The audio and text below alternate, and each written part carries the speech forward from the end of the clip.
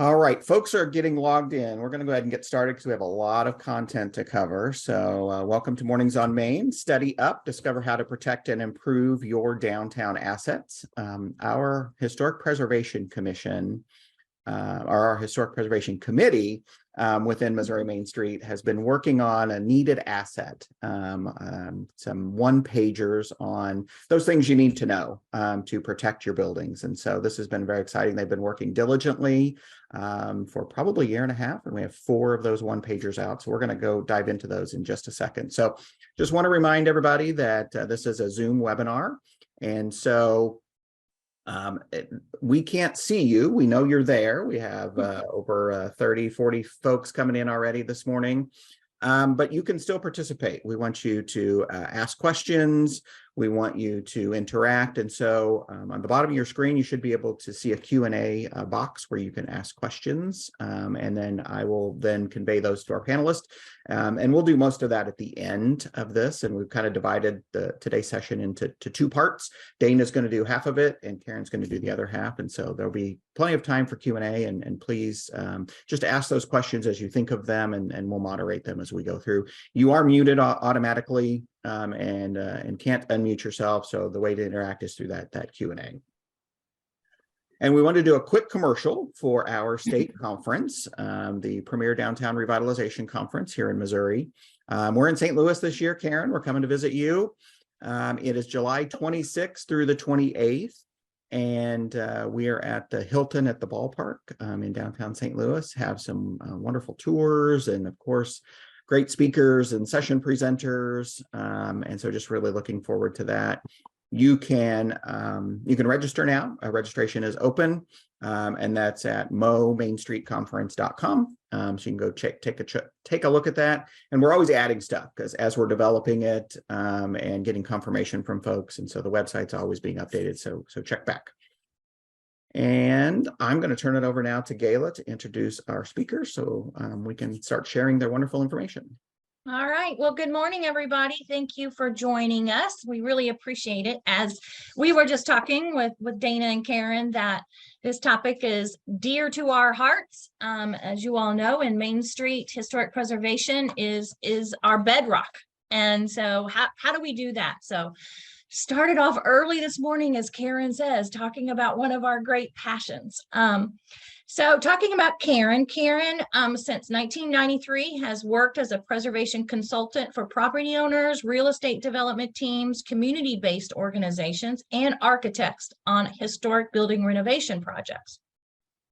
She's done numerous, I know this for fact, she's done numerous historic tax credit applications, historic structure reports, and National Register nominations in Missouri, Illinois, Iowa, Nebraska, and Oklahoma, and New York. Hopefully I didn't forget any of those. Karen has been working on projects in various Missouri communities throughout the years as well, both large and small. Many of y'all do not know this, but Karen also has a past life that she worked for 7 years with historic downtown redevelopment programs connected to the National Main Street Center in Iowa and Oklahoma. And Karen is currently one of our board members at Missouri Main Street as well. So that is Karen. I'm going to go ahead and introduce our first speaker, which is Dana. Dana is principal architect at SFS, located in Kansas City, Missouri. Dana has over 27 years behind her in historic preservation, but she has dedicated her career to appropriate treatment of historic properties, including preservation, restoration, rehabilitation. She has significant experience in evaluating existing buildings and their conditions. Dana received her Master's of Science in Historic Preservation from the University of Pennsylvania. Dana joined the Missouri Main Street Advisory Board just this past year. So welcome to Dana and Karen. Thank you all for so much for doing this early this morning, and let's get started.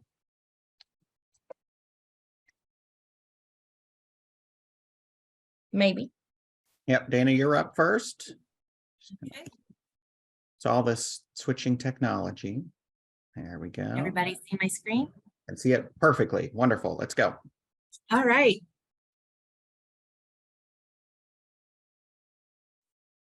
Okay. I am not being able to There we go. Thank you, Gayla, for that very nice introduction. And now for my shameless plug for SFS Architecture. We design spaces that enrich people, organizations, and communities. We are celebrating our 50th year anniversary this year, which we're really excited about. We have about 40 people and an office here in Kansas City. So I'm going to start my watch to make sure I don't go over. So I'm going to be speaking today about just Masonry 101 and then keeping up appearances. And if you have any questions at the end, just send them in the chat box and Keith will monitor that. So repairing and cleaning the exterior masonry walls of our historic buildings, it not only improves the overall appearance of our building, but it maintains its structural integrity for the life of our building. And as we know, our historic buildings were built to last, and the more we take care of them, maintain them, the longer they'll last. And really what we're talking about is keeping water and other environmental things out of our building. And the exterior shell of the building is really our building's first defense against water infiltration. So what I'm talking about primarily is cleaning our masonry buildings, but really it's intertwined with a lot of other issues that a masonry building can have that really need to be checked on and taken care of first before cleaning. First, we need to understand what type of masonry we're dealing with, because any type of cleaner is formulated for a specific substrate, for a specific masonry. So are you working with brick, which is what we see mostly here in our region, or limestone, granite? I'm throwing cast concrete into the masonry mix because we see a lot of that, especially in the Kansas City and St. Louis areas in between. We also have glazed brick, which you can see in the bottom right-hand photo. That's a white glazed brick. And then we have a lot of terracotta. So it's really important to understand what the masonry substrate is so you can specify the correct cleaner. Also, before cleaning, we need to understand what the prior treatments and alterations to our building were. Has it been repointed before? Have the mortar joints been replaced with sealant, which we don't like to see that, but we do often. The middle photograph is a panel, the limestone paneled system where all of the mortar joints were replaced with sealant and it's holding the water in to the system. Has the building been painted in the past? And now I'm going to say a dirty word in preservation. Has it been sandblasted? A lot of restoration campaigns in the past originally with good intentions, sandblasted our brick to clean it. Also, we need to understand what the types of deterioration are.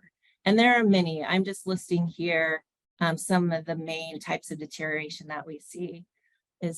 What type of staining is it? Is it atmospheric? Is it rust? Is it biological growth, like algae? Is the building cracking?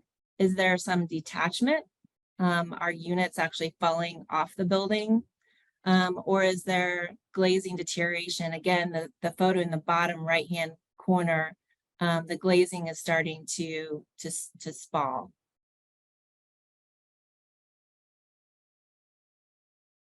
Mock-ups. Everything that we do we should always be doing a mock-up. And Karen may be talking about this too when painting. And always do the mock-up on a rear insignificant side of the building. So if that mock-up goes wrong, it's on the back side of the building and it's not right out in the front on the main facade. So before cleaning, if we find that mortar joints are deteriorated, first we need to make sure that they're repointed.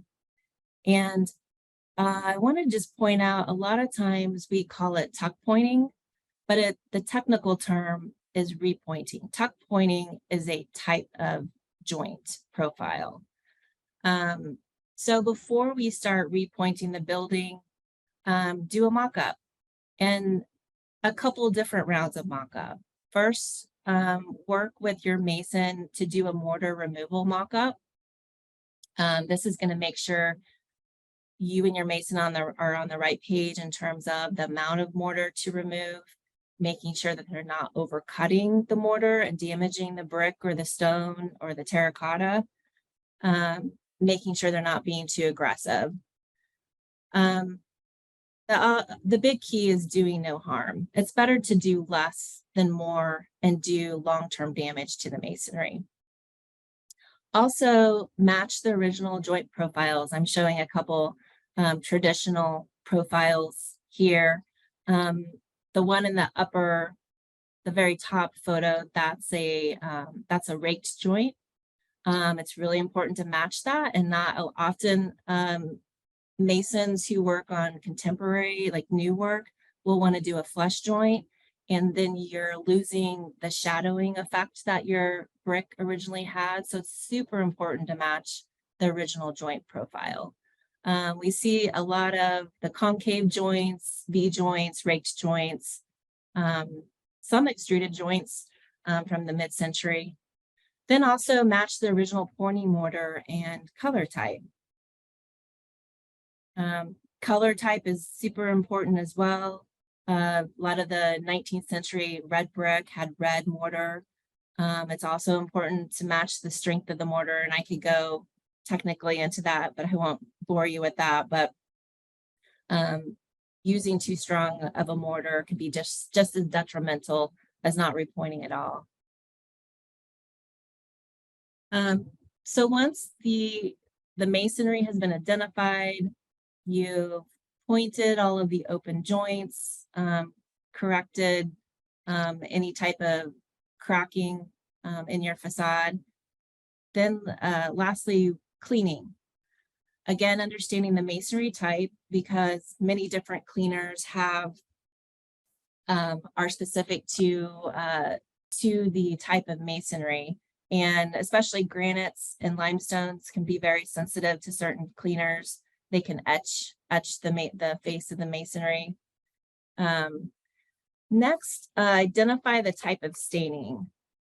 Most cleaners, we tend to use Proseco a lot, and most cleaners will clean all different types of stains, but some stains can be a little bit more difficult. For example, a rust stain. And so there's certain cleaners that are specific to rust staining. But for a general kind of atmospheric and biological growth type of cleaning, usually a Proseco two-step process will work. And I wanted to, the biggest thing to point out is using the gentlest means possible. And we'll often, I know there's a lot here on this photograph, but we'll often do multiple test areas of cleaner, starting with the gentlest means and then working up. And then we want to choose just aesthetically what we're willing to accept within that range. So this is showing multiple different types of test areas, and often, water and a mild detergent and a little bit of elbow grease is all you need to clean general atmospheric and biological staining. I believe that's what's in like test area number 1 or 2. And then you can step up and start using chemical cleaners and then get more aggressive. But really, again, doing no harm and trying to just keep it at the lowest, being gentle as possible is important. We never want to pull out salts and start to see efflorescence or stain or like etch the material.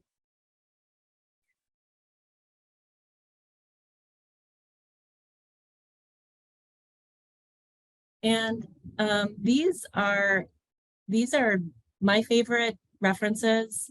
I know everyone's probably knows the preservation briefs.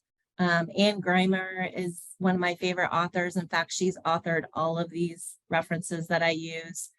Probably the best one is Keeping It Clean. Most of these are done, like in the 1980s, but they still really hold true today in how to identify your masonry deterioration problems and the proper cleaning treatment for your building. All of these can be found through the National Park Service. They've got a great preservation technical services division. And with that, I am finished with that part. Should I keep rolling into the next one, Keith? I do have a couple questions that are kind of related to this. Could using the wrong joint during repointing damage the structure in the long run, or is it purely aesthetic? It's primarily aesthetic. I do know that masons often want to see a concave joint because it does shed water better. So it's really a balance between aesthetic and being true to the historic aesthetic of your building and, overall maintenance, overall shedding of the water over time. I will get a lot of pushback often using that raked joint because it doesn't shed water from the joint, but you really miss out on that beautiful, like line work of the masonry if you do that. Right. So, we get asked this a lot when we're working in communities about power washing. It's the easiest thing that folks can do just for general maintenance. Can you kind of talk about, what are thoughts on power washing? Because they can be dangerous. I mean, they could take off a finger if you're using the wrong tip and things like that. And so, I mean, can you kind of talk about that? Because I think that's what, everybody has a power washer, or a lot of folks have power washers, and, it's one of the easiest things they can do if they just want to spruce their building up a little bit. And we all love a good power washing of our buildings. I mean, there's nothing that's more like instantaneous gratification. Right. But yeah, you do want to make, there's a couple different points there. One is making sure you're not using too much pressure. So we typically recommend a 600 PSI or less. Okay. And typically your power washer is going to have like a setting on that so you can set it. And also not putting the tip of the power washer right up on your masonry too, because you can actually force water into the 3Y brick system and cause more damage. So we usually like to say take a step back of like maybe 18 inches or so, and then also a slight angle of the tip as well. Okay. And another thing I mentioned too, I mentioned like elbow grease is good. But make sure that you use a bristle brush. Never want to see a metal bristle, a wire brush, because that will do long-term damage. Okay, we'll do one more and then we'll move on. For masonry that was once an interior wall, we hear this all the time, and a building collapsed, and so now that interior wall is an exterior wall. What are some considerations we need to advise property owners to be aware of? Anything special we should be advising on maintenance or repair? They've got to definitely do something to that. What do you recommend? Yeah, so usually, an exterior wall wasn't pointed up, or an interior wall wasn't pointed up to shed, the water infiltration. So I would recommend 100% repointing of that wall. You could probably do like a flush joint or a concave joint. Just really have to seal those joints up. And do you have considerations for the brick also? Because a lot of times it would have been a softer brick, right? Yeah, I mean, just making sure that you're using a soft mortar, because one thing that you have to think about is the mortar acts as the conduit for any water that does get into the system to get out of the system. If you have too hard of a mortar, then it will come out of the brick. And think of our several freeze-thaw cycles and expansion and contraction. Once moisture gets trapped in a very soft porous brick, it'll start to spall. So make sure that the mortar is soft. So you Um, don't, so you has a don't, lime-based content. yeah, so you don't have to cover that softer brick. It can still, it can, that interior. Well, you could consider applying a sealant. I'm there's a lot of conversation about sealants, and there are certainly the breathable sealants. Mhm.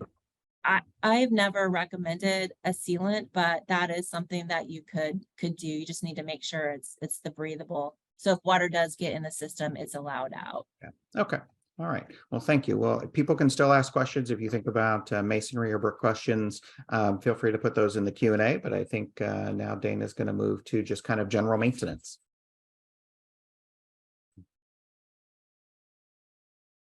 Yeah, so regular upkeep of our buildings, and what I'm going to go through is like a quarterly upkeep. Helps prevent major issues down the road. And often we turn buildings newly renovated over to a client, and then we'll do a year, after we turn it over a year later, we'll do a walkthrough, but then we're really handing over the maintenance to the owner, and they need to make sure they're setting a budget, not just a yearly budget, but even a long-term budget, setting aside money. Because as we know, our buildings always need care. So setting a budget for regular maintenance and replacement is super important to the overall life of a building. So I'm just going to go kind of quarter by quarter. I have a spreadsheet. I'm a spreadsheet person. I even have a spreadsheet for my own house. And so it just helps kind of remind me, in the spring. So like this time of the year is always busy, making sure we're inspecting the interior of the building, in the basements, to see if there's any leaks after a heavy rain. We're finally starting to have some good rains. So after a rain is a great time to go into your basement, make sure it's dry still. Sweeping debris from flat or low sloping roofs, examining flashing, making sure it's tight and sealed. And the big thing is cleaning out gutters and areaways as well. This photo in the top photo is an areaway, and there's actually a drain. And so all of those leaves really need to be pulled out of there and the drain inspected and the drain cleaned out, because this is holding water. You can start to see the staining on the masonry. So it can really have a long-term effect if we don't keep our drains and areaways cleaned out. And then in the summer, walk your building and check for loose bricks or mortar. Make sure to look at the back of the building as well. We're always looking at the front of our, like our storefronts, but go to the alley and look at the back. Windows that might have broken glass or putty failure. Remove any type of temporary caulk. Sometimes at the beginning of the winter, we'll put some temporary caulk in as a temporary fix. So now in the summer is the time to remove that caulk and do a more permanent job. Also, doing some consolidating or epoxy repairs to our wood, and inspecting any type of metal or cast iron for rusting and scraping and painting that. As well as the upper photo is probably what we're most familiar with, and that's peeling paint. So removing the loose paint and getting a couple coats of paint over the bare wood is good. And then removing plants that are growing on or too close to walls and foundations. And the middle photograph, I'm not picking on our client because they know these trees need to go, but it's kind of an extreme example.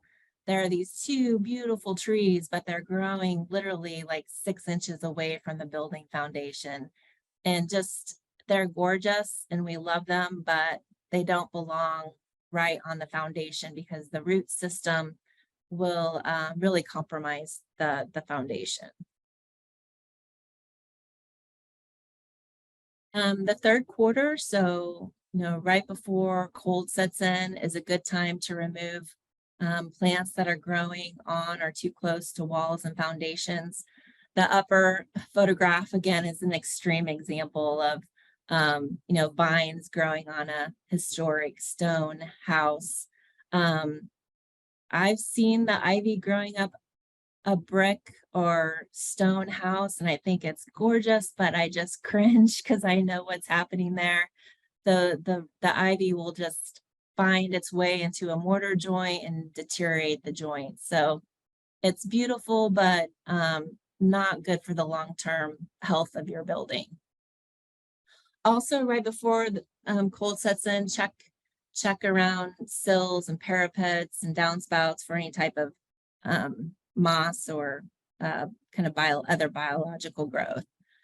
Check the grading at the foundation to make sure the water is draining away from the building and not pooling. The lower photograph I see this a lot where we've got a downspout that's just letting out right out the foundation. And then that's a perfect spot for the grade to settle and then water to pool. And at this instance, water was finding its way to the interior side of the building. So what needs to happen here is that a leader needs to extend from that downspout, and the grade needs to be increased and get positive drainage there. Also, look at the basement and crawl space again during the rainy season. Make sure you don't have water coming in, looking at the roof, making sure there's no pooling areas. And again, always cleaning out our gutters and sweeping our roofs and making sure nothing's clogged.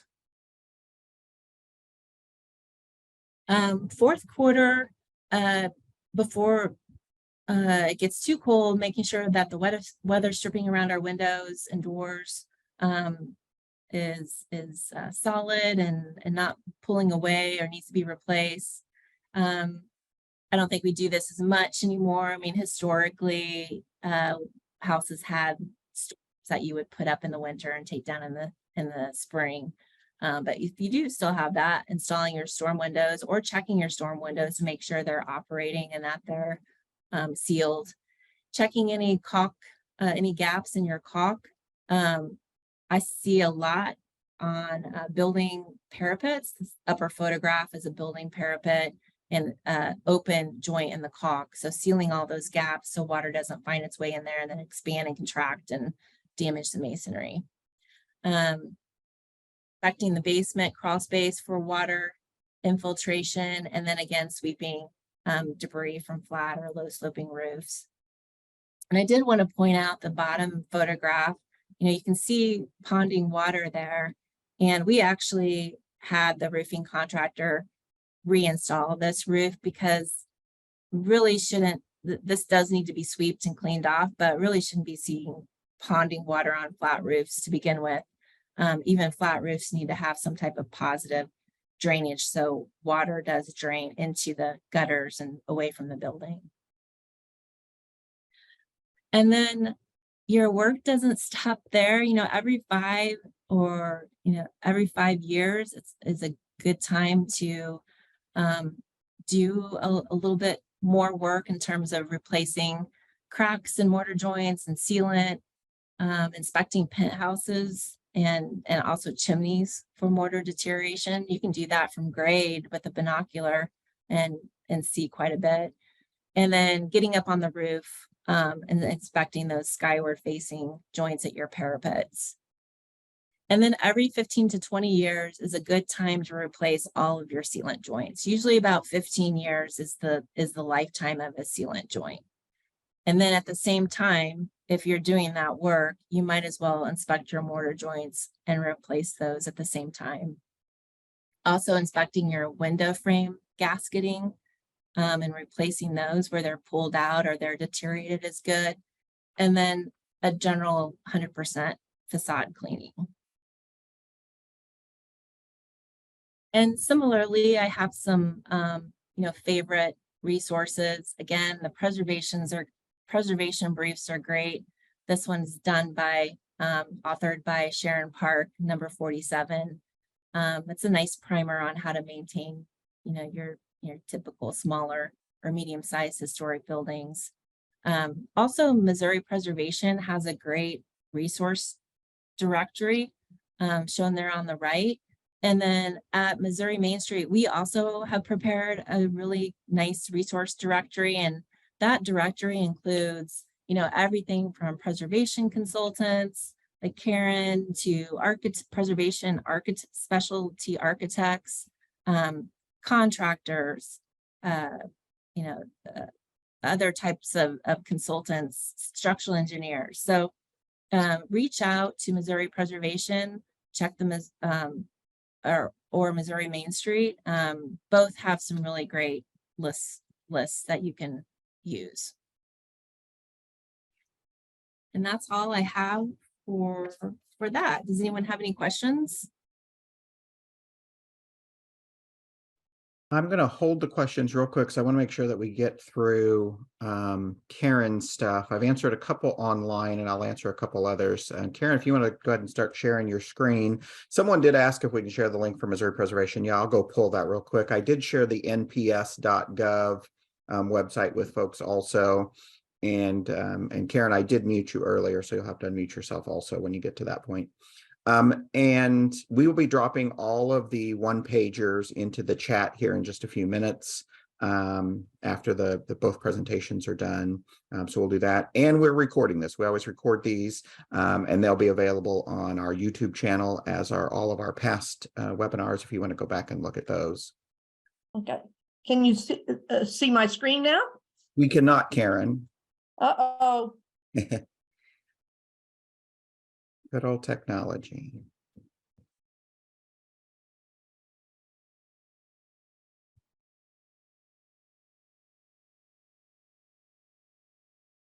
How about now? Perfect. You are good to go. All right. I'm going to first talk about painting your building and painting elements on your building, because this is one of the most impactful things that you can do to a building. So now my screen is not advancing. Karen, just click on your slide, and then you should be able to use your There. Yep. All righty. All right. So one of the things is we need to consider what we're going to paint on the building.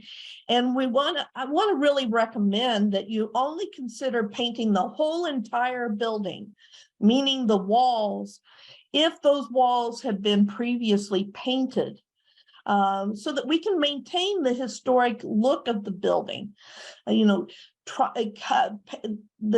The ratio of whether it was brick or a painted surface to the window frames and to the decorative details is an important part of the original design of the building. And so we want to consider that, but also considering, when you're considering painting, we want to also think in terms of the whole building, not just, okay, I'm only going to paint the first floor window frames, or only the second floor windows, or just a piece of the cornice. You need to consider the whole thing as a unit. And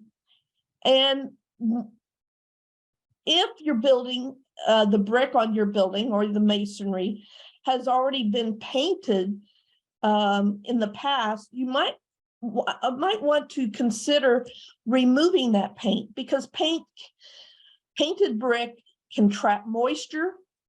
It doesn't breathe as well as unpainted brick does, and that can lead to, one, the paint itself could be a constant problem, peeling like it does in this upper right-hand picture, but it also can damage the brick surfaces by trapping that moisture inside, and it can't get out except by popping off a brick surface.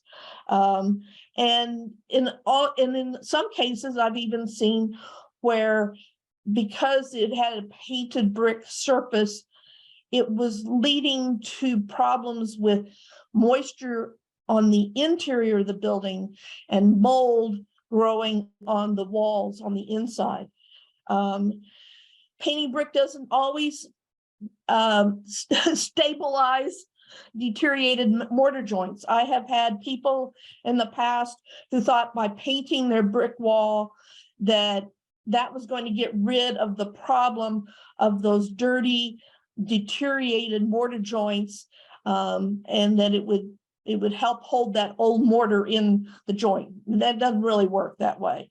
And so I suggest that if you're thinking of trying to remove the paint from your brick on your building, that you consult with an experienced masonry contractor who has worked on historic brick buildings and understands the things that Dana was talking about with how much water pressure to use, and what chemicals would be the best for trying to get the paint off, and do those test panels. It may be different kinds of chemicals. They're very caustic. You have to make sure that you don't have cars parked nearby, because you might end up having to pay for a new paint job on their car, but you could also get burns from the acid on your skin. So consult with a specialist about doing this paint removal. But again, we don't recommend blasting, whether it's water, high pressure water, or even, using sandblasting, or some people think that, ice pellets, it won't hurt the surface of the brick. It very well could. So trying to use the gentlest means possible, the least caustic cleaner or stripper, to see if you can get that off. But sometimes you really don't know if stripping the paint is going to be a successful effort until you've done it, because you just may not be able to remove all the paint from the brick. Or as in the case of the photo down in the lower right, when they stripped the paint off of the brick, they found that the reason that the building had been painted was because the brick itself had suffered from some fire nearby, and there were spotted brick spotted all over the building that had charred surfaces to the brick. So oops, that's not going to work. And then this is an example, I think it's in Kirksville, where, in their efforts to reveal the original historic facades, you can see that their downtown had many of their buildings covered up with the metal siding, and they pulled it off of their building and found that underneath there was another layer of some sort of, it almost looked like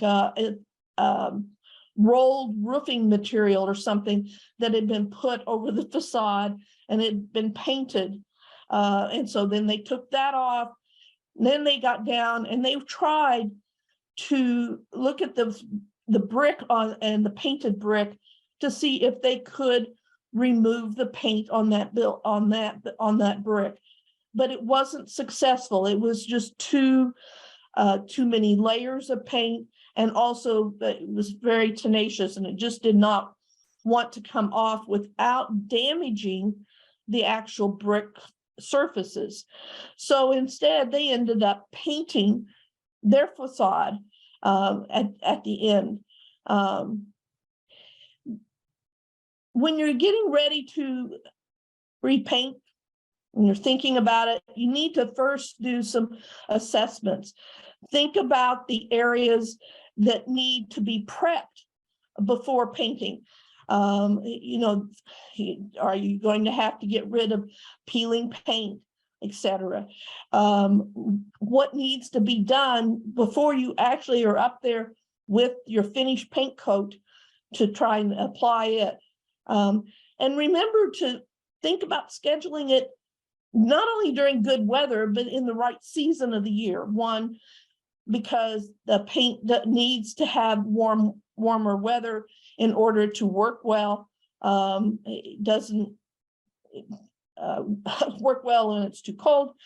But also, you know, if you're in this time of year where you have periodic rainy days or misting rain, you want to try and avoid those. So think about that in terms of scheduling it for not only good weather, but also in a time when it won't be so impactful upon what's happening along your streetscape in your downtown. One of those prep things that you need to do is to think about having the testing for lead paint. If you're thinking about removing paint or you're going to be scraping loose paint, you need to have it professionally tested to see if there is lead paint.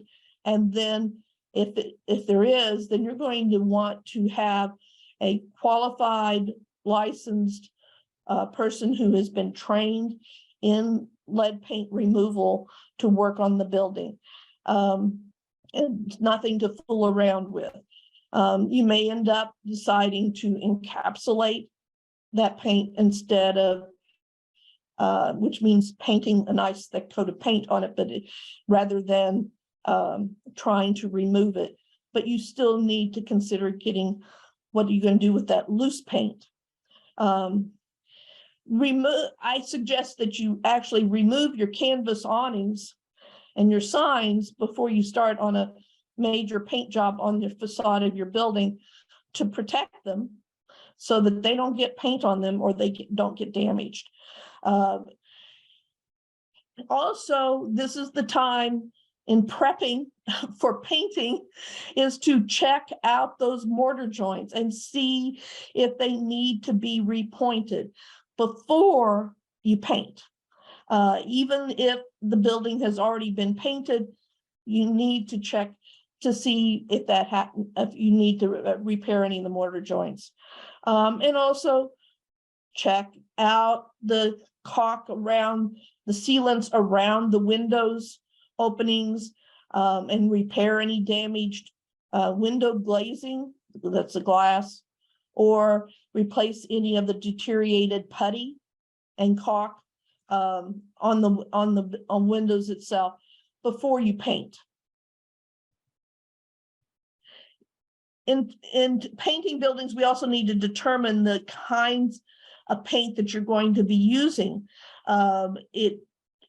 There are oil paints and there are latex paints, and there are lots of pros and cons to each kind of paint, but there's also each kind of material, whether it's metal or brick or stone or wood or concrete, all require different kinds of paint, and so you need to figure out what kind of paint you're going to be using.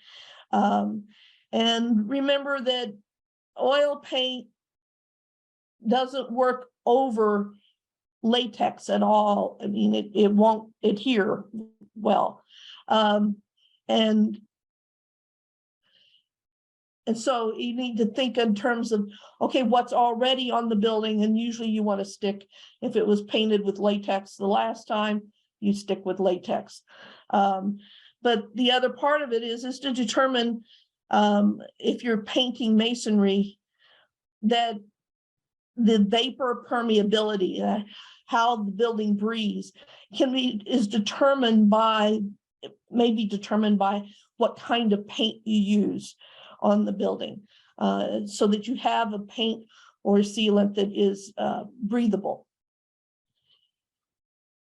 Now, the fun part is selecting colors for your building and figuring that out. it's a very personal decision. You know, some people don't like green, some people don't like, you know, other colors that, so we realize it's a personal decision. But in the end, you need to also remember that what you put onto that building in terms of paint is going to be an expression of yourself, as well as of your own commercial business in the building.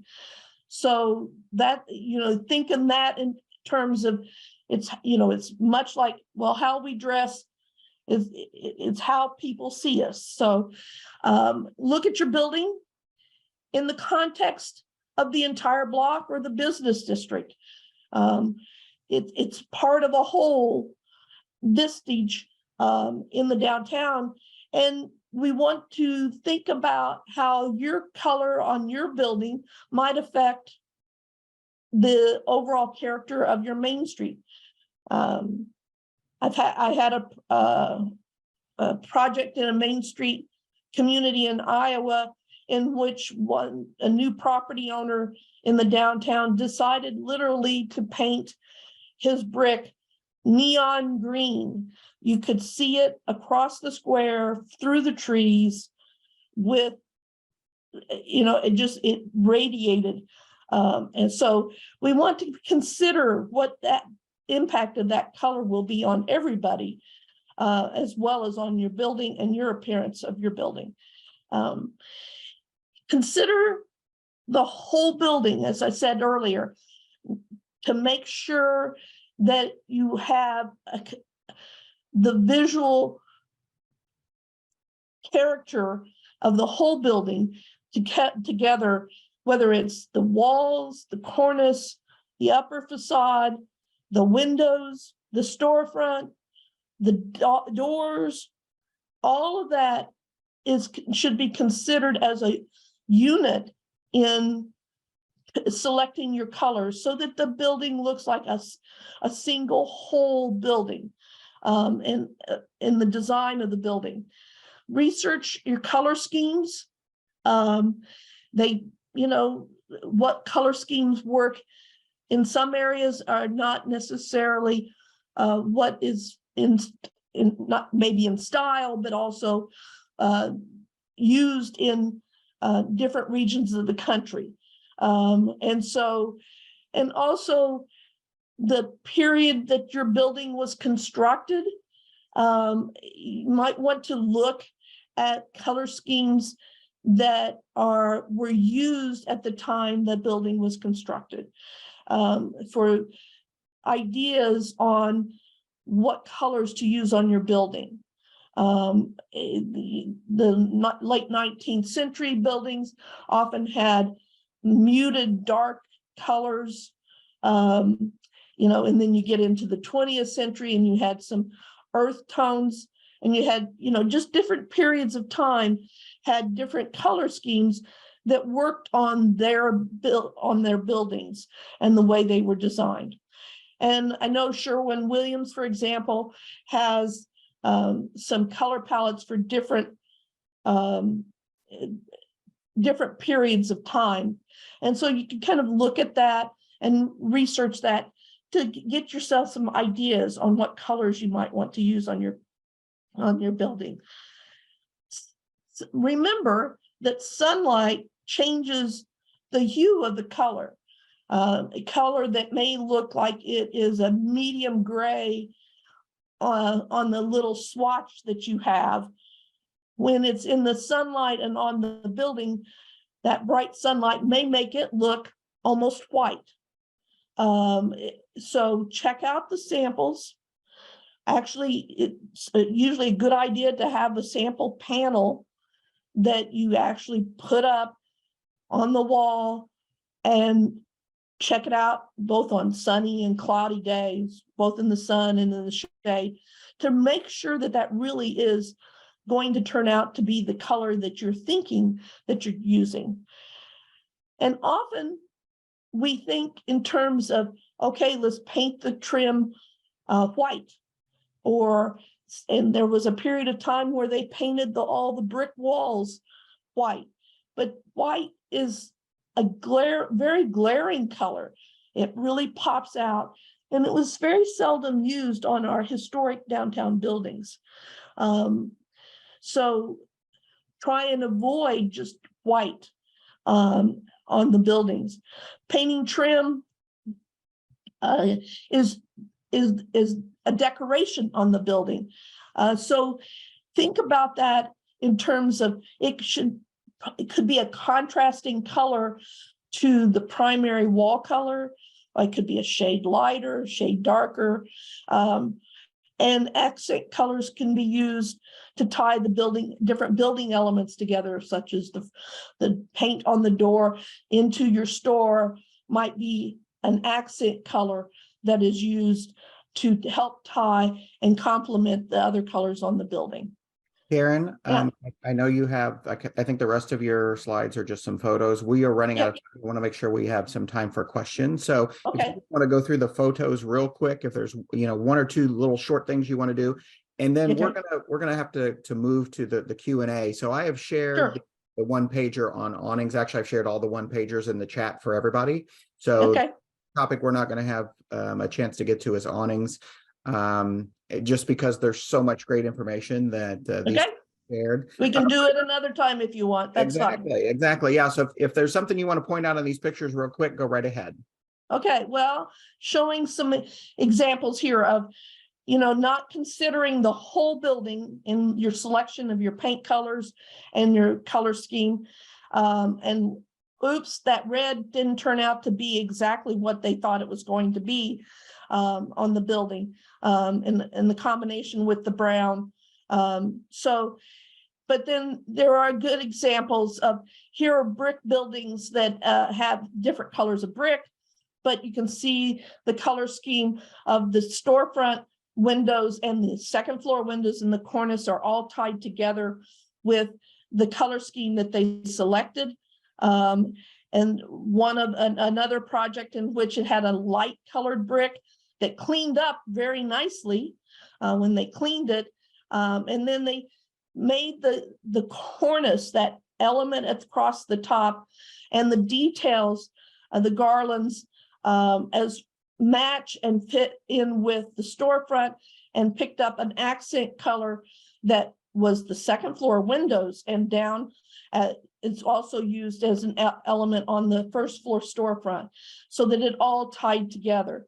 And in this case, it was they removed stucco panels from the front of the building and discovered it was this wonderful marble stone that they were able to, they repainted the side wall to blend with that new stone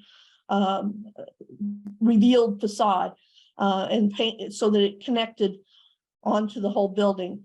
But colors, you have a lot of wonderful color choices, and thinking about those, we often suggest that if you're going for these old buildings that have a lot of decorative detail and you want to bring those details out, those can pop with the use of different colors, but try and limit your colors to 3 or 4.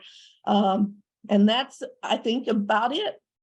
Well, and that's a great transition, because I have a question that's kind of related to stucco. But before I answered that, or ask that question, if anybody has questions, please put them in the Q&A. We can go over a couple minutes if we need to with questions for sure. But if you have questions, put them in the Q&A and we'll go through those. So this is a good transition, Karen, because you kind of ended with some stucco covering that side of the building. And Dana, I did mute you earlier. So this might be for you also. So brick covered by stucco. And, we had the question earlier about soft bricks. So this person is asking, they have an 1868 building that was covered in stucco in the 60s. Do you recommend removing that stucco to get the visual of the brick and removing the weight? That depends. Dana, what do you think? I would not remove the stucco, because typically it was meant to be a sacrificial coat to the brick. And if it was originally stucco, they may not have used a exterior grade brick. Yeah. Okay. And when we looked at like that one picture, when they were considering removing the stucco on that building, we were doing investigation from the interior, looking around through the window openings to determine that that stucco was applied on a panel and a metal mesh Mhm. that sat away from the brick. So it could still breathe. So, taking it off was not going to damage the brick, but Mhm. many times that stucco is smeared and put directly onto the stone or the brick. You're not going to be able to get it off successfully. Yeah. You're going to end up with really chewed up brick or stone. Yeah. Okay. And so another question about this is a little bit with codes, and a good point that I don't think either one of you mentioned that really is important, is that so Pleasant Hill, somebody in Pleasant Hill made a comment that they have codes referring to their historic buildings, and all paint projects must be submitted to the Historic Preservation Commission. Mhm. And so that's a good way to have some of those guardrails up, which then leads into a question from Washington, Missouri, about how do you prevent a business owner in the middle of the block from painting their beautiful red brick a nasty lime green? It ruined the look of the whole block. So that kind of goes to a question we get quite often. And I was working with some folks in Clinton recently too. If the building's never been painted and somebody wants to paint it, what's your recommendation? If it's already been painted, then it's probably not, an issue to paint it, but then we get into, appropriate colors.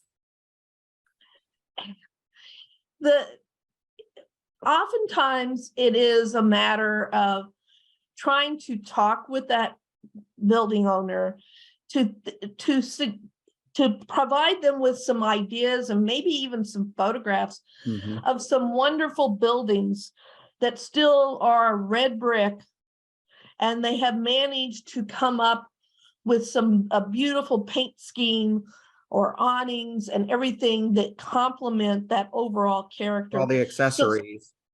So that they can see that it will look good. Mhm.